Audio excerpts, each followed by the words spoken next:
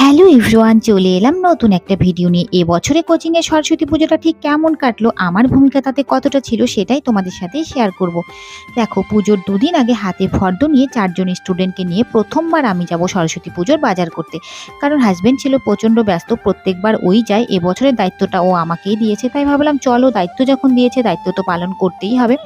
4 জন স্টুডেন্টকে নিয়ে সোজা চলে গেলাম দশকর্মার দোকানে। এখানে সমস্ত কিছু কেনাকাটা করে নিয়েছি। এরপরে যা যা লাগে পুরোটা কেনাকাটা কমপ্লিট করে চলে এসেছি কোচিংয়ে। বাজারগুলো মেঝেতে ঢেলেও রেখেছি। আর হাজবেন্ড যে প্রচণ্ড ব্যস্ত ছিল সেটাই তোমাদের দেখালাম। দেখো, পুরোটা ওকে একাই হ্যান্ডেল করতে হয়। পুজোর ঠিক আগের দিনে মা সরস্বতী চলে এসছে আমাদের কোচিংয়ে। স্টুডেন্টরা সুন্দরভাবে সাজিয়ে নিয়েছে।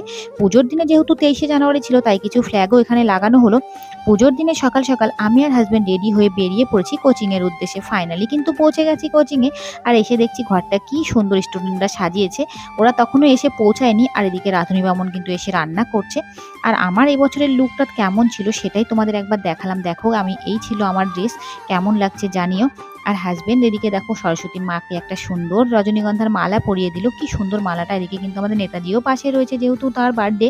আর এদিকে মা সরস্বতীকে মালাটা পরার পরে কি সুন্দর লাগছিল। রান্নাবাড়ি কিন্তু এদিকে কমপ্লিট হয়ে গেছে। এবার কিন্তু আমরা বসে পড়েছি পুজোর ফল কাটতে, দেখতেই পাচ্ছ। আর স্টুডেন্টরা কিন্তু আমাকে খুব হেল্প করেছে, কারণ আমি ওখানে একাই কিছু করিনি, সকলে মিলেই আমরা হাতে হাত লাগিয়ে কাজ করছিলাম।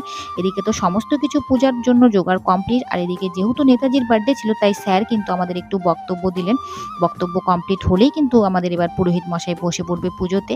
পুরোহিত মশাই ছিল কিন্তু আমাদের ঘরেরই লোক, কারণ আমাদের জামাইবাবু, তাই আমাদের কোনো অসুবিধা হয়নি। যখন যেটা বলা হয়েছে জামাইবাবু সেভাবেই পুজোটা করেছে।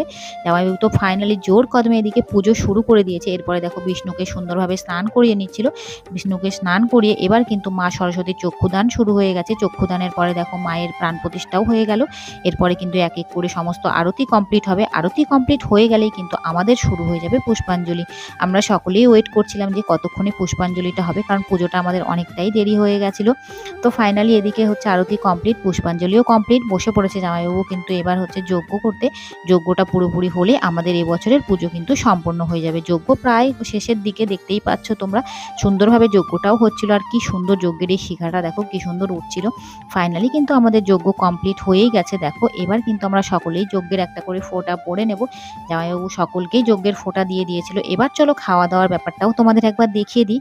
এখানে কিন্তু খাওয়া দাওয়ার মধ্যে ছিল খিচুড়ি, আলুর দম, চাটনি, পাঁপড়, মিষ্টি। এই ছিল আমাদের সরস্বতী পুজোর মেনু। আর প্রত্যেক স্যারেরা খেয়ে কিন্তু ভীষণ প্রশংসা করছিল, কারণ খাবার দাবার খেতে কিন্তু ভীষণ টেস্টি হয়েছিল। স্টুডেন্টরাও খেয়ে নিয়েছে, আমরাও কিন্তু বসে পড়েছি খেতে। খাওয়া দাওয়া কমপ্লিট করে এবার কিন্তু আমরা বেরিয়ে পড়েছি বাড়ি যাবার জন্য। কেমন লাগলো ভিডিওটা অবশ্যই জানিও, ভালো লাগলে অবশ্যই কিন্তু একটা লাইক করে দিও। টাটা।